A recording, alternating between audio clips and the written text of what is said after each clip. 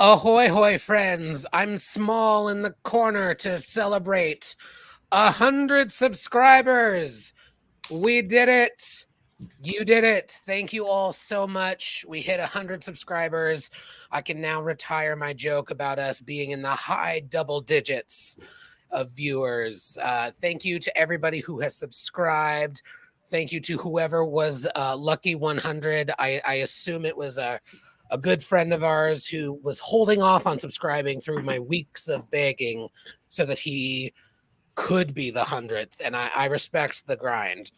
Welcome, everybody, to the Salon. Tonight, we will be talking about Star Trek Prodigy Season 2, Episodes 13 and 14. I also want to acknowledge the Bell Riot Eve. I hope everybody has their ration card ready. And dear God, please make sure your voter registration is up to date so that tomorrow doesn't really happen. Past tense tomorrow, not actual tomorrow. I don't think we're going to have Bell riots tomorrow, but who knows? Anything can happen at a Trump rally. How's everybody on the panel doing tonight? Good. Good. Well, terrified now, but good, thanks. Good. You motherfuckers better vote. Let's get into it. But before we do, a disclaimer. My usual disclaimer. We all love Star Trek Prodigy. It is a wonderful addition to the franchise. But while it is slightly geared towards children and families, plus everybody, this show is not. This show is not geared towards children, and I'm ready to say not towards families, except chosen families. Your blood relatives can go fuck themselves. Just kidding. But I think I've made it clear this show is not for children. But we're going to be discussing a children's show because Star Trek is for everyone. And my second Adderall has definitely kicked in. So let us begin before the Bell riots take us over. We are going to be talking about some really great episodes of Trek tonight. Welcome to our audience. Please sound off in the chat as we go. And let's, really set things off right. Let's start by setting an intention.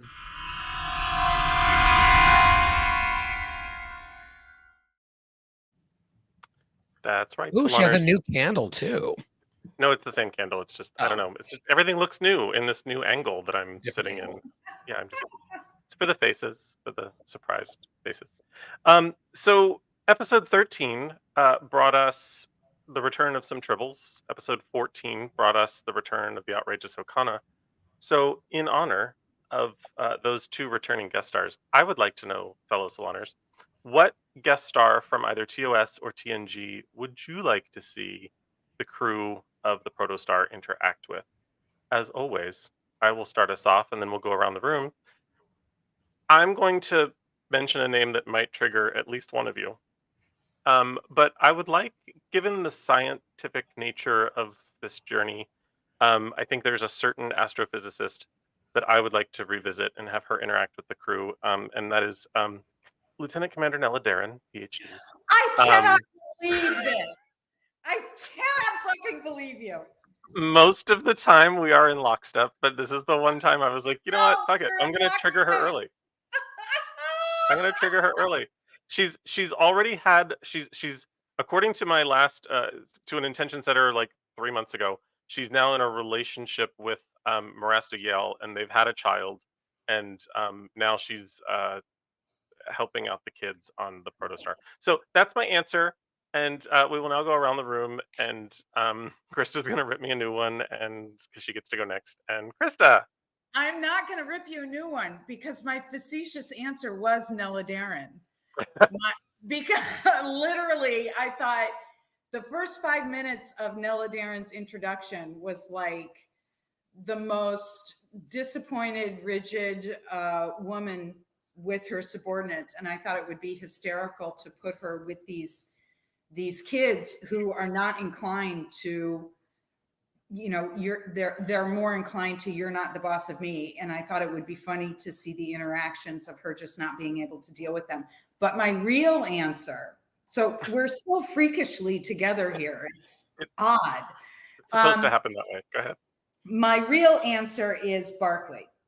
And nobody likes Barkley, but I think that Barkley as an adult is very, very much shares the same sense of displacement as these kids, and not belonging and wanting to belong and wanting to find their place. And I, based on my relationship with my nieces and nephews, I don't fit, and I don't.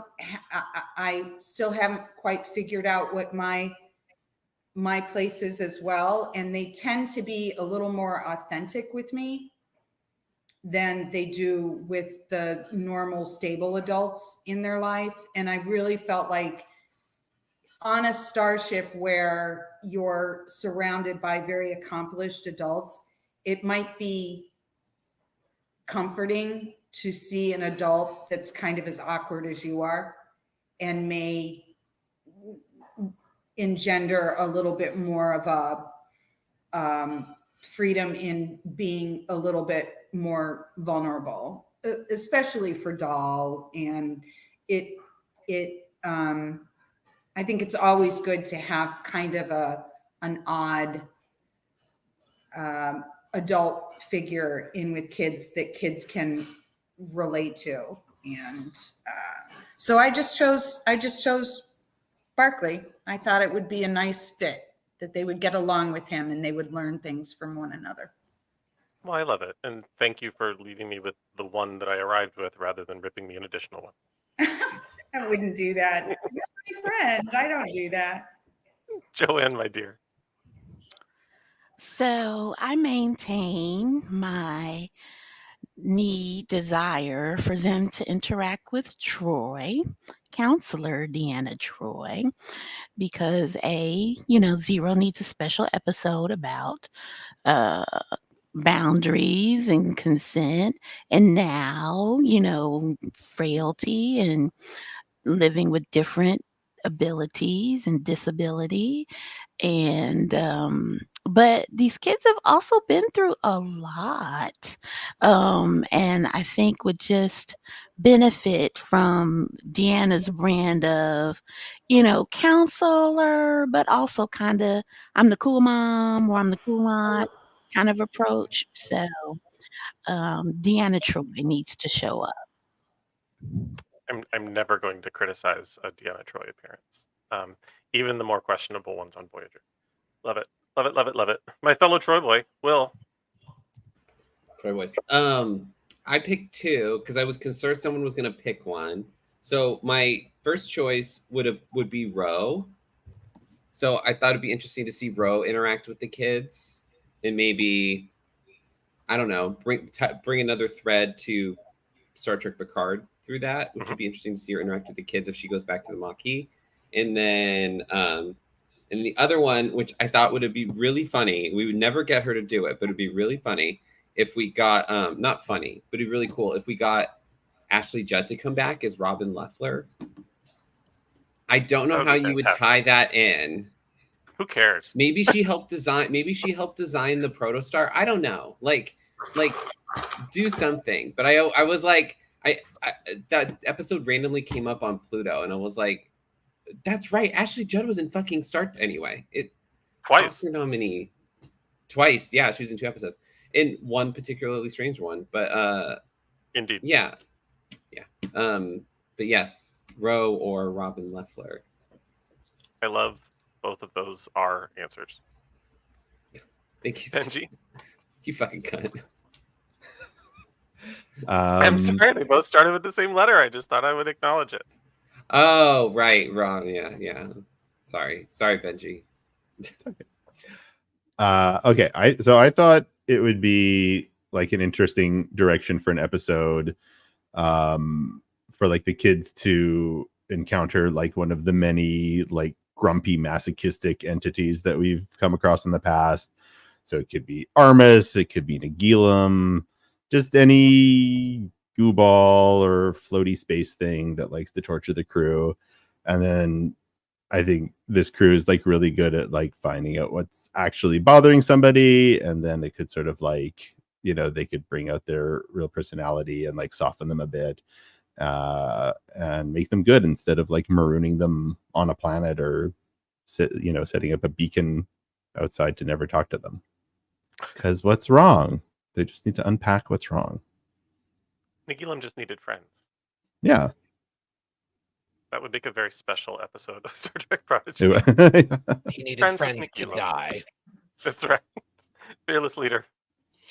I love all of these and would greenlight them in a heartbeat. I was thinking about this. This was a fun intention setter to think about because it reminded me of one of my favorite things that happens when I realize, oh, this actor was also this. Because sometimes it's very obvious, like the woman who played Leah Brahms was very obviously Captain Batesman in that Deep Space Nine episode, the two-parter. Though I did not realize it until like a little bit later than I probably should. And I had that today because my answer is Sirna Kolrami. I would love for that messy queen to interact with these kids and just bitch them out for their insane strategy. And in thinking about it today, I realized, oh yeah, he was also Ross Kakarn in a Deep Space Nine episode, the one where Zial was introduced. Acting, super cool. So that's my answer. Sirna Kolrami of the strategy. I love all the answers. Lovely intention setter as always. Tonight, we are talking about two distinct episodes. We've been doing 2 a week. Some of them have been 2-parters. Some of them have just melded together really nicely. And these two are pretty distinct from one another. So we're going to talk about them somewhat separately. We'll talk about one, then just go into the other. But I want to hear starting with yourself. Yes, Bentine. Thank you, Sohail. I've been thinking since I mentioned Leah Brahms and Captain Batesman. I was like, that's not right. And thank you, Sohail. Captain Bentine was her second character. Some of us just call her Erica. It's fine. Erica. Erica. I thought you said haircut. I was like, I don't get it, but I never make hair jokes. All right, y'all. Let's talk about episode 13. We're going to get into our top thoughts.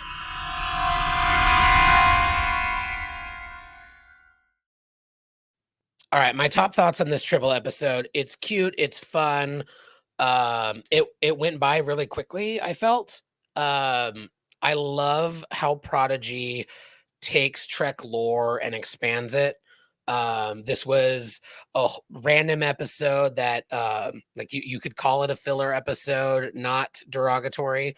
But because the one through line is they needed some shit for the protocore. Here's the planet, and then some shenanigans happen, and we have a really interesting and lovely mini B story that we'll talk about with Zero's new body starting to deteriorate. But I love how the Prodigy team has taken the Tribble lore and the Klingon connection to it and just expanded it in just a fun little way. Because it is perpetually hilarious to me how badly the Klingons hate Tribbles. And like in that super fun Trials and Tribulations episode of Deep Space Nine, probably my favorite fucking gag is Worf explaining how the Klingon Empire went on a rampage against these creatures. And so to see Prodigy pick that buck up was just lovely. Benji, what were your top thoughts on the Tribble episode? So like for me, like when I first heard about Prodigy being a thing, I was like really hoping it would be like Star Trek The Magic School Bus, and it was not that, which is fine. It's what it is amazing.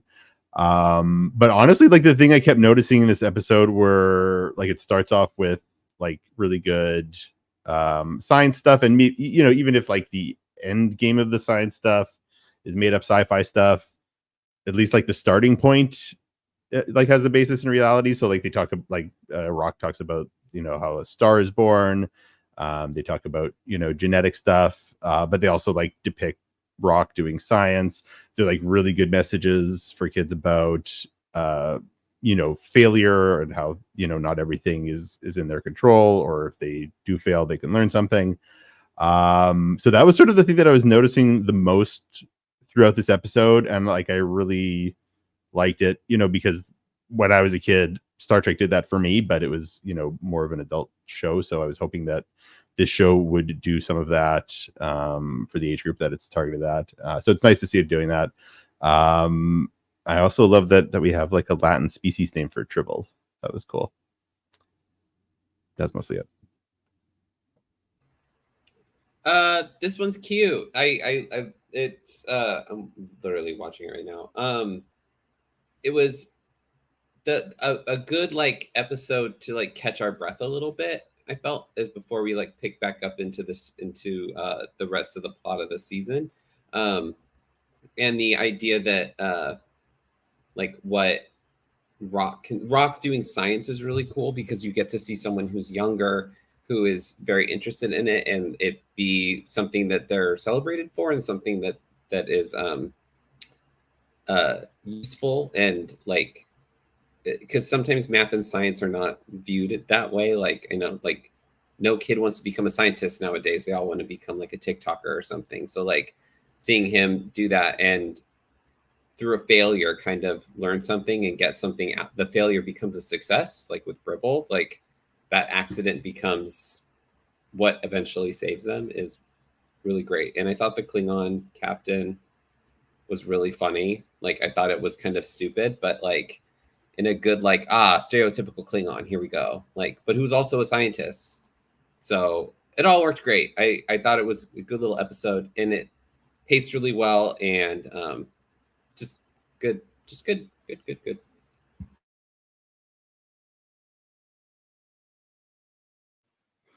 I also thought it was pretty cute. I'm not generally a Tribble fan, so I was like, ugh, these bitches. But it worked itself out. I did like Benji, both of these episodes, but I know we're talking about one, but I did like the fact that they were very object lesson in teaching kids, like really important rules, like problem solving is important and a necessary skill, and that there's always another way, and that, challenges should be embraced and not, um, not frowned upon or run away from. I love that, and that resonated through both of those for me. I'm also, was fascinated to kind of see the whole development of, Zero's deteriorating form. Um, and also just kind of, Rock's whole reaction was really kind of wild when that dribble happened, right? Like she had a whole meltdown that that I don't know, I loved. I shouldn't laugh at people's pain, but I absolutely loved it. I know, drag her. But I don't know, it made her very real, because Rock's so, nice and smart and capable, but I love that, she quote unquote became a pet parent and was just like, absolutely not, bitches, right? And just had a complete moment. So I totally love that.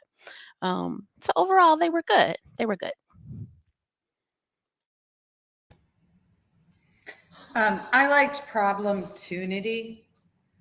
I just thought the idea that every obstacle is actually an opportunity.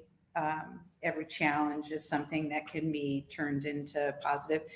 I like the idea that a wrong move or a mistake is actually a solution in costume.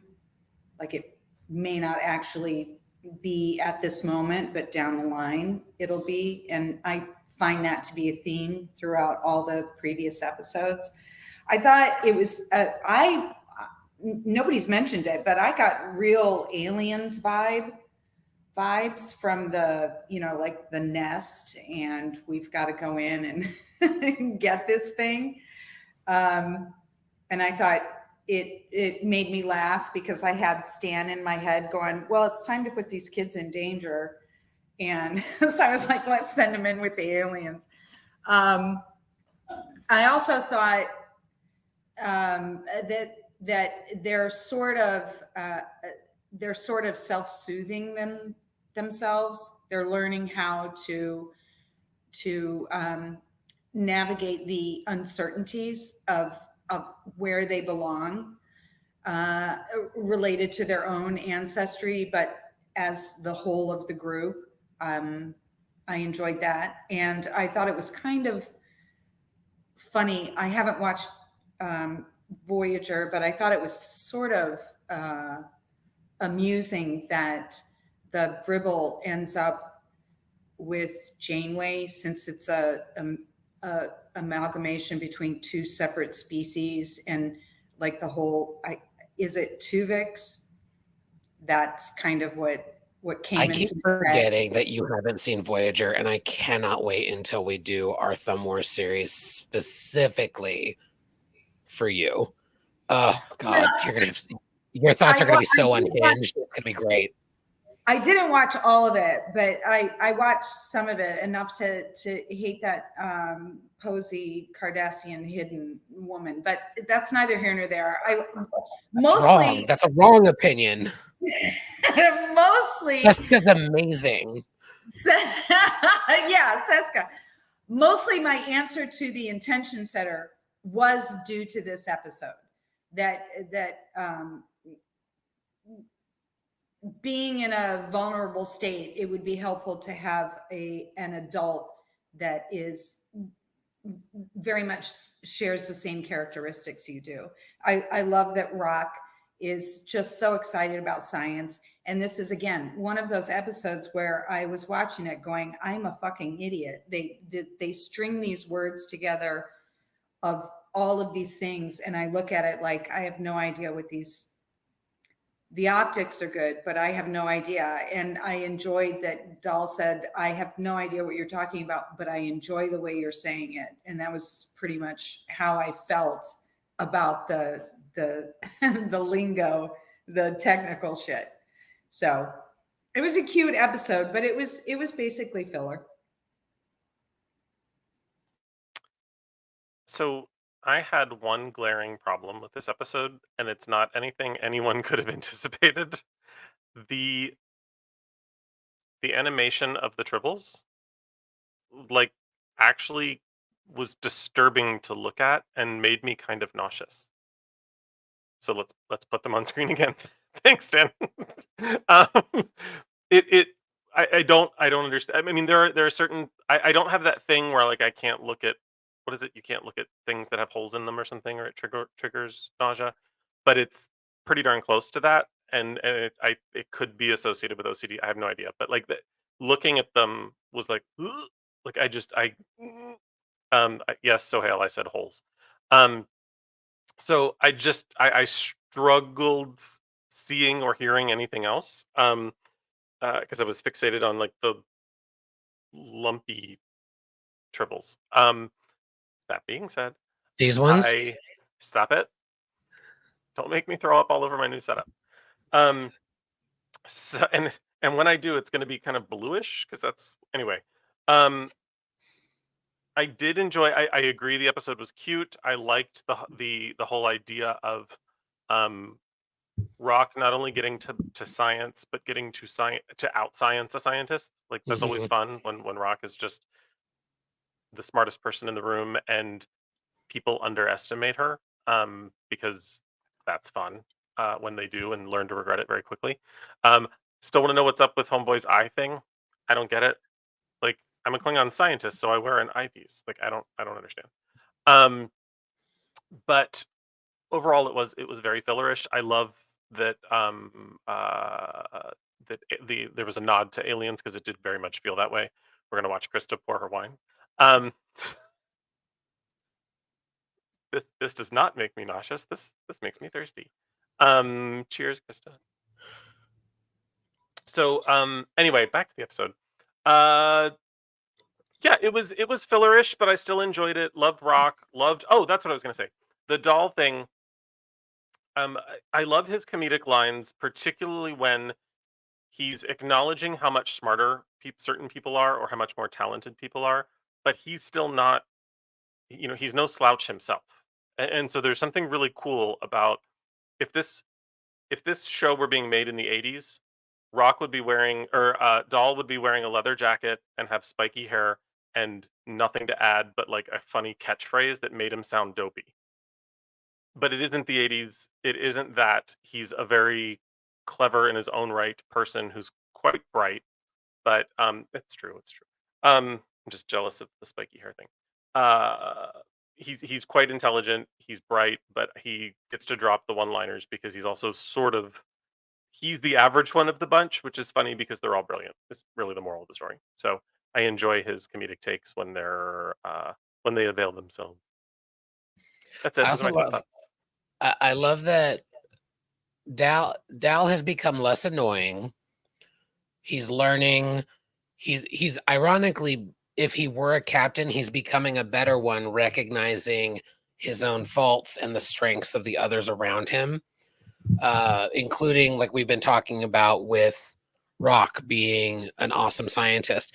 We got reference to season 1 today when Dal and Gwen explained to Chakotay that in the course of 10 minutes, she rebuilt hologram Janeway. And of course, we all know that was not really 10 minutes for Rock. It was an unknown amount of time. And we have learned, thanks to our good friend Aaron Walkie coming into the chat, that they did have a number in mind, and it was too extreme. It was one of the rare notes that they got. That was like, it's a bit much to put on kids. So he said specifically it was sad, that they said it was too sad to tell the kids, which made me want to know what it was, because it was like, it's got to be longer than like 10 years. It had. I don't know about like 10. He said definitely. He said you could do the math. He said you could do the math to figure out really what it was, but I'm not going to do that. Yeah, I mean that you is doing a lot of work, because it could never be me doing math, never. But yes, he did say that somebody smarter than me could potentially do the math based on other shit that they said in the episode. And yeah, it was too sad. So it was definitely years, not months. But she's fine. She's a super jolly rock creature doing science and sneezing and forgetting to for somebody who made comments about a lab being unkept, homegirl chose not to keep the lab very clean herself. Sticks and stones. But anyway, let's talk more about the sciencing. Everybody has brought that up in the top thoughts, but was there anything else that folks wanted to say about this bit of the episode? The Klingon was sent, a Klingon scientist was sent to not eradicate them, but to stop them from reproducing as much, and ended up making Indiana Jones boulder-sized tribbles with teeth that nauseate Trevor. And so we had to science the fuck out of it. Any additional thoughts on the sciencing of this episode? It resulted in the creation of a character who I feel will linger and we don't need. You mean this one? Sorry. That's the one. It's okay. Yeah. I can look at half the screen. Yeah. Oh, so the smaller one doesn't bother you? It's just the large ones that freak you out? The smaller one looks spiky versus lumpy and interesting. I thought it was kind of perfect. I mean, I have young nieces and nephews, and they sneeze and just leave their germs fucking everywhere. I thought it was entirely appropriate that she would be this smart, but you forget that she's still young. She's not gonna, I thought it was very authentic. That's just me. I am around children that sneeze all over me. It's like, fucking cover your faces. This is why I don't go around children. I have a reputation for hating children. I don't hate them. don't want to be sneezed on. I don't hate them. They're easily manipulatable. And if you're evil, Went to a different place than I thought it would. But if you're me, it makes them, I try very hard to make them consider their own motivations for why they do what they do. I don't know why. I feel like it's compulsive. Anyway, let's do a quick poll. Who hates the Tribble? Show your hands. I don't like the Tribble. Yeah. I don't know why they're constantly pairing Rock with a pet, because like Murph was kind of a pet in a way that it was like not Murph wasn't super autonomous, and now that Murph is like growing up, that like now they're like, oh, we need to give Rock another pet, which I don't understand. Like, I don't think Rock needs it. And it's like, it's not like they're making they made the Tribble to be like merchandising, because clearly they're not doing that for anything, regardless Paramount of what. Doesn't want to make money. No. So that I don't know what the purpose of it is. Like, does the Tribble show up for the rest of the season? I don't remember. No spoilers for Krista, but yes, the Tribble will save Chakotay and Janeway in the last episode. No, I'm kidding.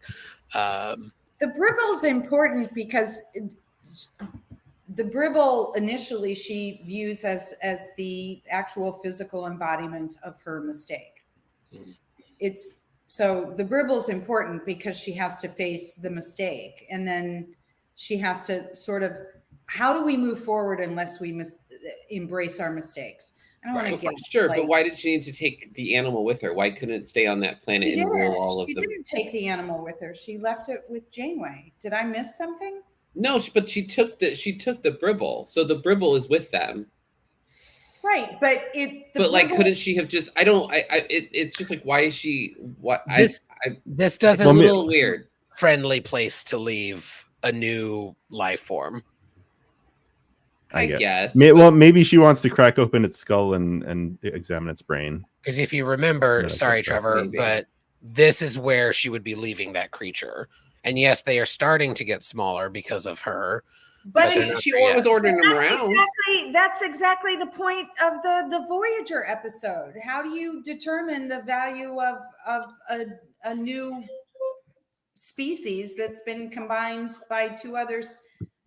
Well, let's be very clear. Janeway did nothing wrong. You let Janeway kill it. That's how you determine. I don't know whether she did anything wrong or not. Yeah, see, this is where Prodigy team fucked up. What Hollow Janeway should have done was ran that bitch through the transporter. That's just not. And it was like, bye. It would have been, oh God, it would have been so funny if Hologram Janeway was like, I know exactly what to do with this motherfucker. Right into the transporter. We needed Jillian in this. We needed Jillian to weigh in. Jillian would agree with Janeway. Always. So science is all about making things smaller. They do it. The Tribbles are tiny. Our phones are tiny, although they're growing in size again for some reason. Before we move on from this episode, I do also want to make note of our good friend Zero here in his deteriorating body. He knew this would happen. They knew this would happen. Excuse me. Leaving the planet where they got their new body. But now it's starting to happen. A little mini B story here. It's the beginning of the end of our Medusan friend. Anybody have thoughts on this little bit that they wanted to share with the group? No. Will? I love that little moment between them and Jankum, like where he was like, I'll build you a new body. Like, we don't have to worry about it. Like, I can do what you're asking me, which is like great that it's like a friendship thing. But the way it was acted, he was like, it wasn't like, oh, I'm going to pity you. It was like, of course I'll help you do this. Like, I can build anything. So it was like, it didn't feel like he was so much that because Zero feels like he's losing so much, losing this body that has feeling, that like to have someone come in that is like known for being kind of crass, to come in and be like, I be the emotional support that Zero needs, was really great. And those who don't interact too often, yes, and then they kiss. Only while Zero has lips. So in a very special episode of Star Trek Prodigy, Zero discovers the majesties of homosexual sex. Yeah. Anyway, he wanted that body for a reason, and it's like, I because I have a list of things I gotta do, and he's just like, I have to do drugs. I have to have sex with everybody. Like, I there's feel like a that's an list. alert. I feel like that's I have to have a turducken, like something disgusting. turducken.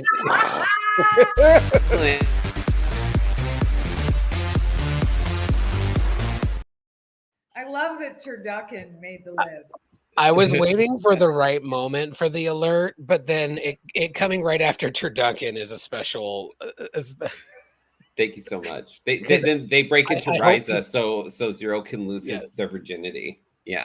I hope that people out there watching this think that turducken is some sort of gay euphemism. I'm sure it is. I was gonna say, I have a feeling that in the Urban Dictionary, they have a prostate now, so on to their turducken. I mean, it's stuffing and stuffing. Culinary three-way. It's when you take a dick and a fist. Anyway.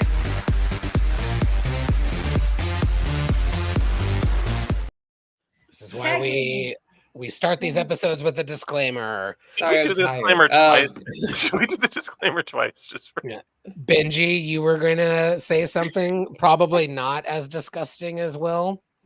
He's done the turducken. No, I was going to say nothing. Yep. I'm out now. I like that Jacob, he's not comfortable with the emotional aspect of it, but the fix it, he's like, I can handle any of the mechanical. I can make this thing, but he's totally out. I don't want to deal with any of the emotional thing. And the way he expresses his emotion and his affection is through what he can do versus what he can show or emote. Not as much fun as turducken jokes, definitely. Joanne, did I see you come off mute? Were you going to share something? I mean, I did, but then it just went, all turducken on us, and I'm like, woo. How can we recover from that? But also, I can't fully make the point I want to make, because we haven't got to some things that these episodes kind of set up. I think it's the good things, but it also sets up a couple problems for me with Zero and their broken body. But kind of to Krista's point, I think Jacob is a lot of us that don't really know how to respond emotionally, right, to people who have a disability, or who are emotional and about their physical body. But there was also kind of a scene with Ra, when Zero got hurt, and they jumped off the cliffside, and Murph did the Stretch Armstrong thing and became like a little slide or whatever. I thought it was really interesting that when Rock got to the edge, they cut away. You didn't see Rock get the assist from Murph. And so again, it's like, I love that there's this kind of disability coding going through these episodes, but it's also very kind of emblematic of Star Trek that they don't really know what to do with bodies that are not typical. Because again, here's Rock is big, and they didn't want to show, that her big body has ability, or, that they didn't know what to do with. Well, Murph couldn't possibly have helped Rock, so they just cut away and don't deal with it. And kind of the same, I think the same thing, there's some aspects of that with Zero too, but like I said, I don't want to talk about spoilers. But So it's like a blessing and a curse. It's like, oh, I love this. And I love the visual of, as somebody who uses a cane, of zero on the cane. Like, it's just like, I loved that so much. And it's a really important thing to see. And, but it's not without its issues. I guess that's when I'll leave it at that. Yeah, I totally agree. And it's not the biggest issue for me generally, but it does bother me that they have to split up to use the turbo lift. For example, like how is this starship in the 24th century? How does it not have a lift that can take, like my rinky dink elevator here in theory can hold 13 people. I don't believe that per se, but into the 24th century, like the ship should, like Rock can't even fit on the bridge. Like what the hell is going on? Also, Drives me nuts. are we really to believe there are no other Bricar in Starfleet? Thank you. That part. So, of course, it would accommodate and be built. I mean, first of all, those hallways are 6 times larger than the bridge. There's no reason why, like, we made the bridge super tiny. But to your point, Rock can't be the only person that size in Starfleet. Mm-hmm. There are other members of her species who probably are, and other species. They have there's a a whale whale. downstairs. A whale on the There's a fucking whale ship. downstairs. There are whales. There be whales here. Here, they can build larger turbo lifts Yes. and bridges. Yes. Or just, beam within the ship. Like, there should be some sort of solution that doesn't involve, like, it's okay, I'll wait. Like, that's not cool. Yeah. I think they were all on the lift together, like when they first went to Voyager. Remember, toured through the whole ship. Yeah. Well, Yeah. Gwen wasn't there. And yeah, it's definitely not consistent. Wait, so it's No. Gwen's fault? Yeah. No. Yes, always.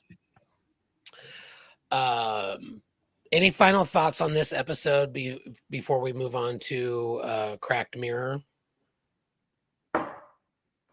Before we do some crack? King of the Mirror? They can't all be good, all right?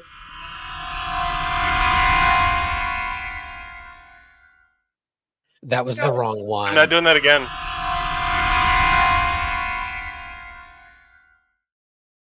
Top thoughts on Cracked Mirror. I will kick us off as usual. A mess. Wait, it was the Mirror Universe version of no. Never mind. I tried to help you. I'm sorry. Thank you. I appreciate the effort. Cracked Mirror was a great episode. I loved that it wasn't just a Mirror Universe episode, that we saw different realities because of what was going on with the two ships. I will say it though, there are a lot of spatial buttholes in Star Trek. Wormholes, and the way that they came out of the proto warp, like what either I'm just a gross gay man and all I see are buttholes, or a lot of things in space look like, well, okay. Both things can be That's fair. It's fair. The answer to your question is yes. Yes. I will say I really loved this episode. I thought it, like we were just talking about, and like I said with the last episode, I loved that they've taken lore that we know of Trek and expanded it in a new and interesting way. Like knowing what happened with the Terrans after the Deep Space Nine mirror episodes is really interesting to find out. More ships are being built and they're going back to their shenanigans, which is a bummer. They did not learn from Smiley apparently, but got some interesting stuff happening. We also got to see these guys again. Everybody loves Admiral Jellicoe and the outrageous Akana, I guess.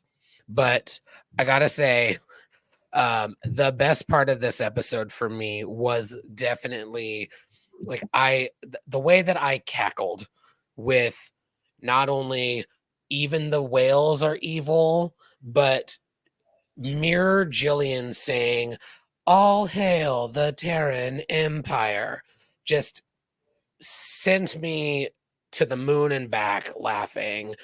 I fucking loved it. The scar on the eye. The only thing I did not like about this episode was Mirror Janeway's hair. Went full Rick Berman, and I hate her hair. Benji, your thoughts on this episode?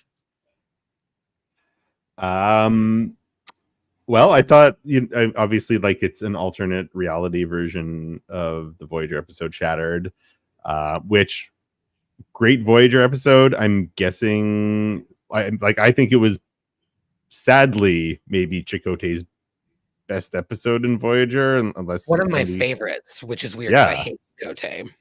It's like they threw him like one last bone in like season 7.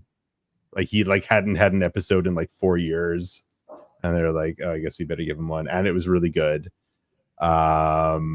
He's also the only one that made sense for that role, like the role that a person bouncing through different times could have convinced that Janeway, those Maquis, like whatever. But yeah, I keep interrupting. Sorry.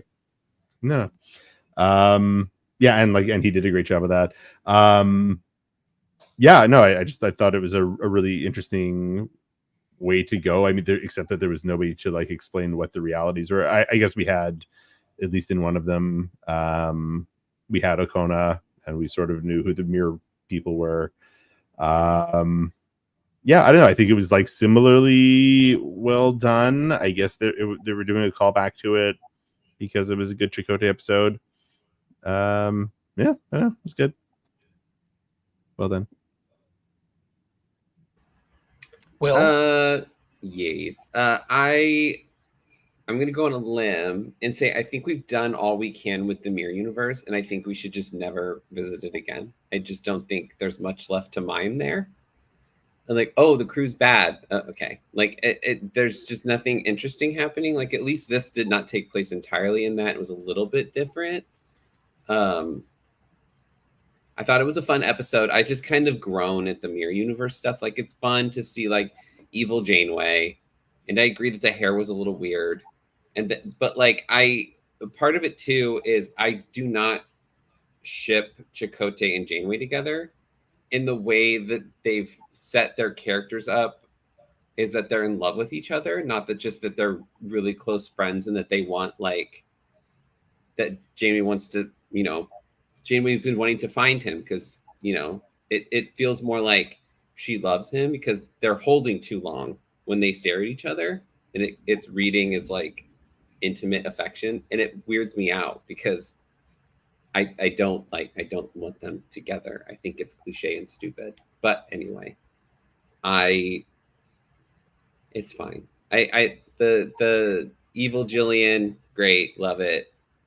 Like the Mirror Universe stuff is fine. It's just, yeah. And the sciencey stuff of it was good. And then seeing the loom again, all of it's fine. I'm a little bored of like Mirror Universe stuff. And like, I feel like that this season really pushes that like fans wanting Chakotay and Janeway together. It's like it's really pushing it for me, where it's feeling less like she's trying to save a friend and more like she's trying to save someone she is in love with romantically, not that she loves somebody.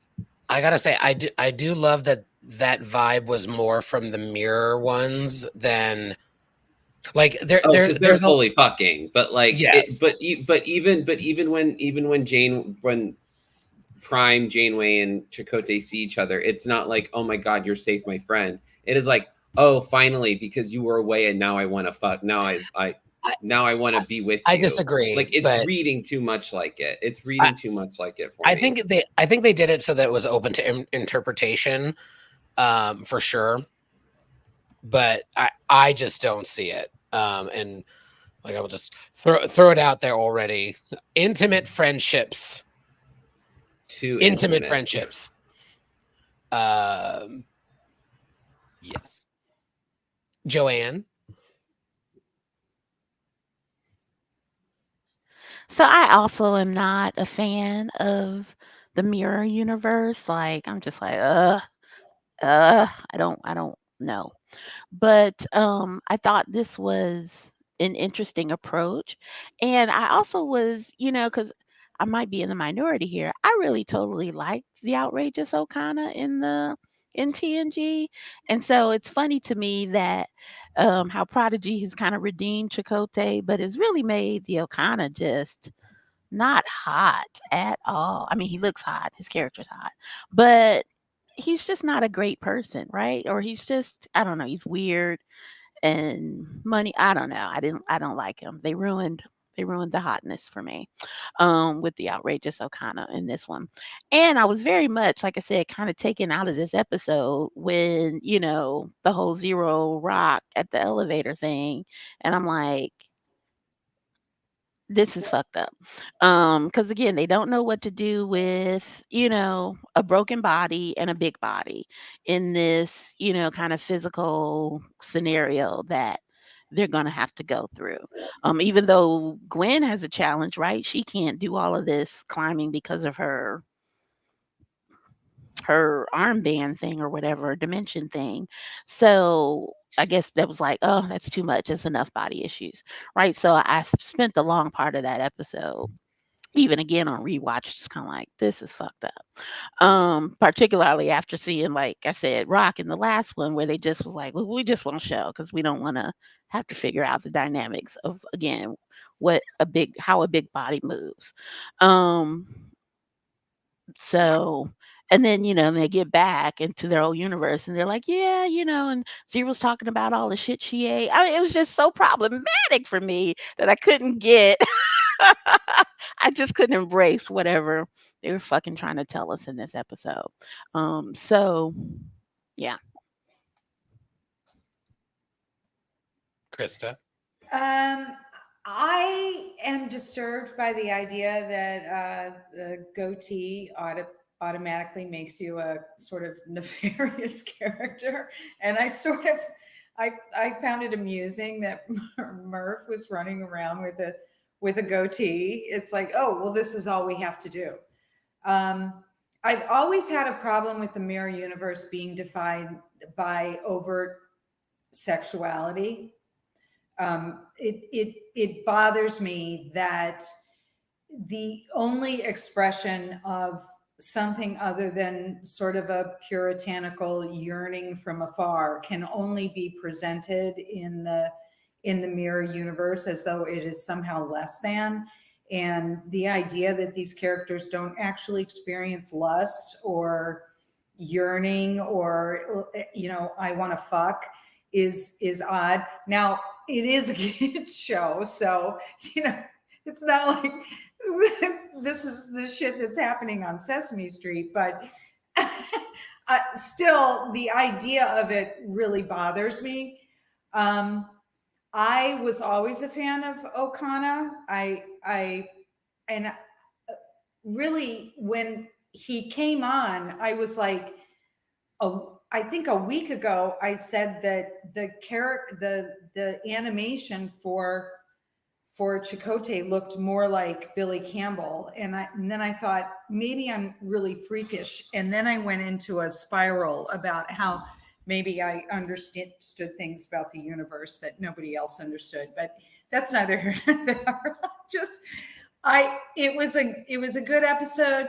The mirror universe amuses me, but comparatively, between the two episodes, this struck me as really kind of fan service. And if you're going to explore the basic premise that Janeway is looking for Chakotay and Chakotay is off on a planet somewhere pining for her, just fucking do that. You don't need to facilitate it through some weird sort of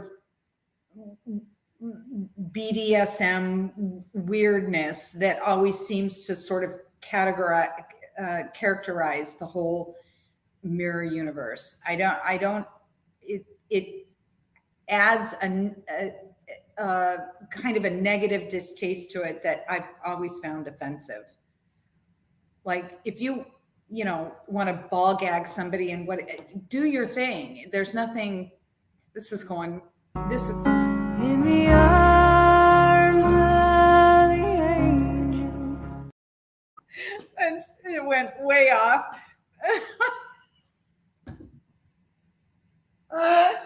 Trevor, what were your top thoughts on this episode? Unironically enough, I would like to talk about ball gags. I don't get them enough. So, not where I was going. But I don't have an aversion to the mirror universe. I have an aversion to bad trips to the mirror universe, which there have been several. But the mirror universe as a concept, I kind of like. DS9 overdid it, in my opinion. I love the idea that TOS did this very campy thing that both DS9 and then with a lot of, in my opinion, successful effort, Discovery attempted to make very serious by adding more and more depth to it. DS9 went off the rails a little bit with making sure that every time there was a major cast change, the mirror universe also had a major cast change. That was a little disruptive and weird. And then we've just seen a lot of it, so I get it. I'm not without sympathy with respect to those who are over the mirror universe. In this particular, I like that this was their approach to entering it. I like that it was more of a fractured, type episode versus an actual, let's spend an entire episode in the mirror universe. Can't get enough of Mirror Jillian. I need more of her. Because yes, even the whales are evil. It was a little overly expositional, but that's because this is for, in theory, a new audience that maybe doesn't know what the mirror universe is. So I liked that. Okana, I was happy to see him because one, hot. Two, I also like the character.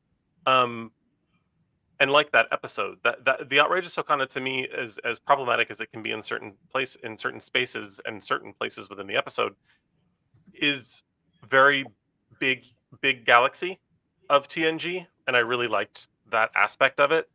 So the character showing up again was great. It felt, I don't like this word, but I can't think of a different one. It felt like a waste of Okana. Like, oh, he just happens to be in this episode. Like, how interesting. We have a scene with him, and then we're done. This was the scene where Aaron answered a question on Twitter about why 7 of 9 wasn't in the season. And there was nowhere that it felt appropriate and wouldn't be like a wasted effort. And I thought about it. I was like, yeah, her as a Fenris Ranger, this cameo was like the only place that I feel like would make any sense. And it would absolutely be a waste of a cameo. And it would have been difficult to pull in yet another random character from a previous show to give us a cameo for. But it just, I don't know, it just felt a little disconnected for me. Yes, it was too much. But overall, I enjoyed the romp, and it helped move the story along, unlike Nauseous Tribbles, which didn't do that for me. But so I think I enjoyed this one more than I did 13. Though 13, I still enjoy. Like this so far, Prodigy can't do an episode that I'm like, oh, never watching that one again. It's either okay or great, and I feel like I got one of each this week.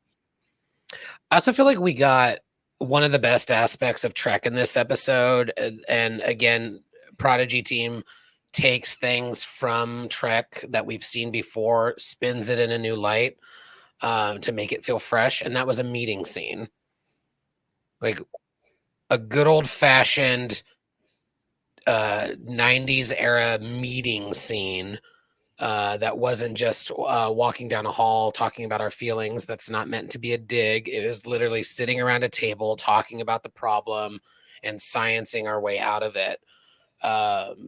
Thoughts on how they got out of the mirror universe? Or Trevor, I seem to have triggered another thought. Kind of a very visible. Oh my god, I forgot something. Which was just, and this might be button worthy, so forgive me. But Mirror Chakotay can definitely get it. Yeah. Just saying. Yeah. Coast. That And it's- agonizer, yeah. Yeah. In the arms of the angel. Well, the defined muscles, the arm muscles, it was like fucking climb that like a fucking tree. Hit every branch on the way down. Oh. No crumbs. No. Also, another bit about animation, and I'm certain that maybe it was just the way in which I was like sitting and watching it when Chakotay and when Prime Chakotay dressed as Mira Chakotay and Prime Janeway finally hug, and she puts her hand on his chest.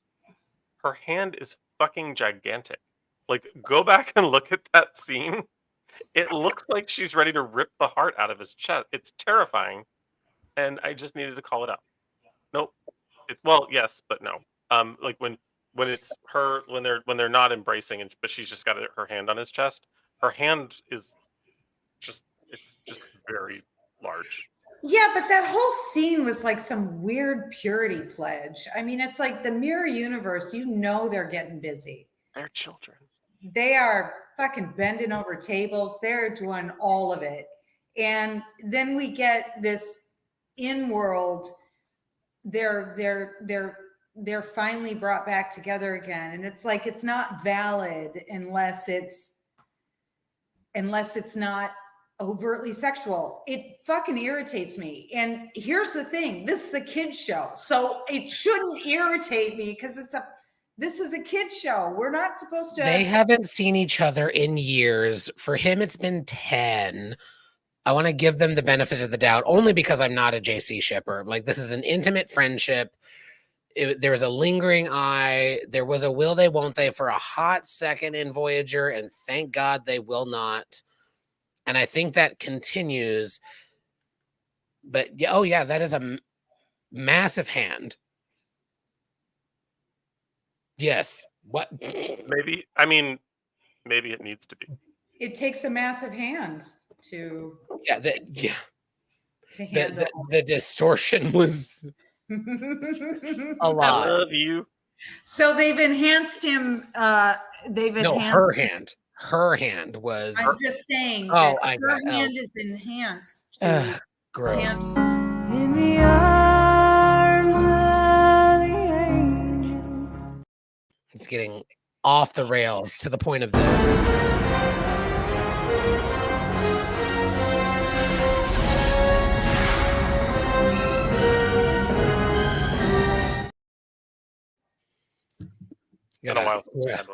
We gotta separate. Anything that we haven't discussed in this episode? I think it would be like y'all didn't when I said that Chakotay, the animation looked more like Billy Campbell like a couple of weeks ago, and not a single one of you went. I don't know who that is. You do. He's coming. I just want to give props to you guys for not giving that away. And also, how weird is that? Go ahead. Go on, We have Ben. great poker faces. Benji, you were going to say something? Oh, that's who it is. I just think it would be hella fun to be on a ship where Tuvix is the captain and your whole crew is Enterprisian. Yeah, that'd be a blast. I have the brave yet unwanted opinion. The Enterprisians are not my jam. That's like my favorite episode of season 1. It is my least favorite, but wow. It's a beautiful episode. It is a wonderful story. I think I feel about the Endoprisians the way some people feel about the Packleds. Like they can't possibly be that stupid. Like one person saves a tiny village and then they all name all of their kids after just 3 of his crewmates. Not even him. None of them were named after the guy that actually helped them. They were all named Su'ulu, and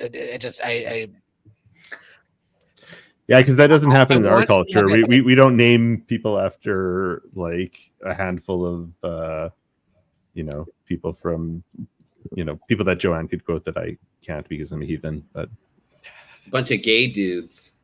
Yeah. About Yep. 13 gay dudes. Yes, the 13 I'll apostles. say it. Yeah. Right? I don't know. There's 12. I was counting Jesus too. I don't know the lore. Joanne's just sitting there. Joanne's don't- ready to, I don't believe in Joanne's ready to, she's ready to clock someone. Sorry, Do it. I Do don't it. believe in Serve the astrology. read, Joanne. I don't believe in astrology, so I don't know who the 13 apostles are. Oh, 10 Commandments are in all the schools in Louisiana. We so proud. I mean, really, there's only 2 that you have to pay attention to. The other 8 are just kind of.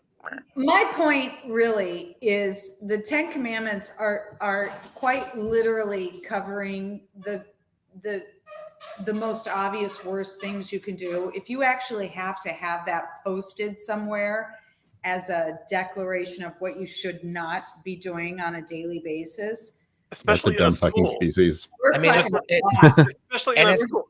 Just a We're reminder, lost. kids, don't murder anyone. And that's why Louisiana is 48. God again. You need the reminder. You need to Oh, post it on the front Well- door before you leave. There's Really? a reason why Louisiana is 48th out of 50th in terms of education outcomes, and it's clearly that y'all Indeed. don't have the 10 Commandments in your classrooms. But Krista just gave me a brilliant idea for some Salon merch. 10 Commandment Post-its. I didn't say which 10 Commandments. I just said 10 Commandment Post-its. Leffler's laws kind of thing. Thou shalt serve cunt. Yeah. Yes. The Salon commandments Mhm. set an intention for cunt. Thou shalt get a pedicure. No. Mannies and petties. Final thoughts on Cracked Mirror. Can I just ask? Because I don't know if it's come up yet, but how does the doc? This is the only stuff I actually care about. How does the doctor like bloop around the fucking ship with Yes. his mobile emitter on? How? So my headcanon, Will's favorite thing. I want a real answer. I don't want a know. headcanon answer. I want a I've real been wondering fucking this answer to as well, and And another.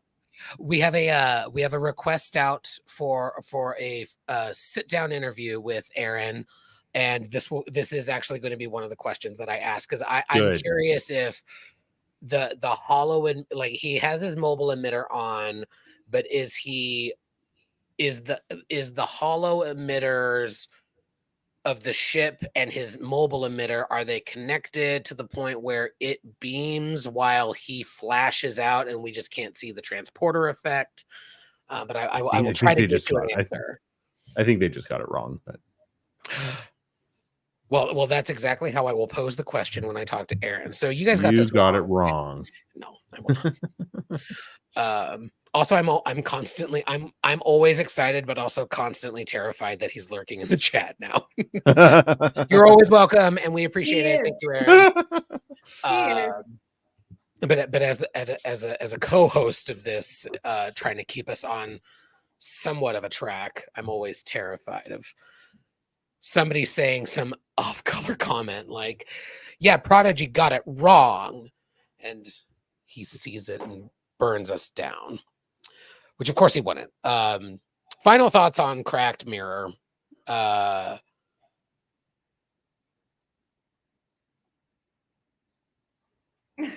Cool. Say crack. Loved it. I'm like, say crack again. Crack. Crack. Everybody take a drink. Crack. All right. Well, this has been lovely as always. We will be back next week talking about episodes 15 and 16, Ascension parts 1 and 2. Action-packed stuff happening in the next 2 episodes. Really looking forward to chatting about it. Before we head out, we are of course going to get our tallies from Trevor in a moment, but I do also want to take a moment to again thank everybody for subscribing. We hit 100 subscribers today here on YouTube. Super appreciate it.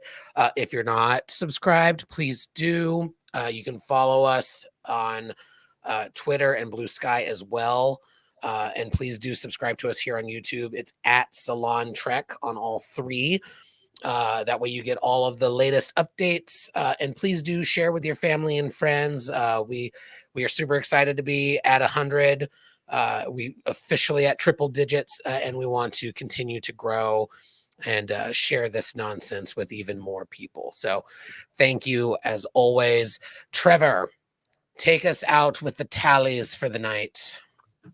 There were 4 problematic gay alerts, 1 canon alert, 4 problematic ally alerts. Nice job, ladies, at tying it with the Moes. 1 explosive saucer separation. 550 bonus points to Krista for First Wives Club references in the pre-game chat. 6,000 bonus points to Will for backup from Mirror Murph. 66 bonus points to Joanne for managing her Tribble bias. 6,969 bonus points to Sohail for polls. And for Will, once again, 350 bonus points for 45 minutes for making Turducken inappropriate. Proud of us. Proud of all of us. Like and subscribe for more of this nonsense. Thank you all for joining us. Thank you to our audience in the chat for being lively as always. We will see you all next Thursday at 6:30 p.m. Pacific. Until then, we hope you live long and prosper, and let the Bell Riots begin.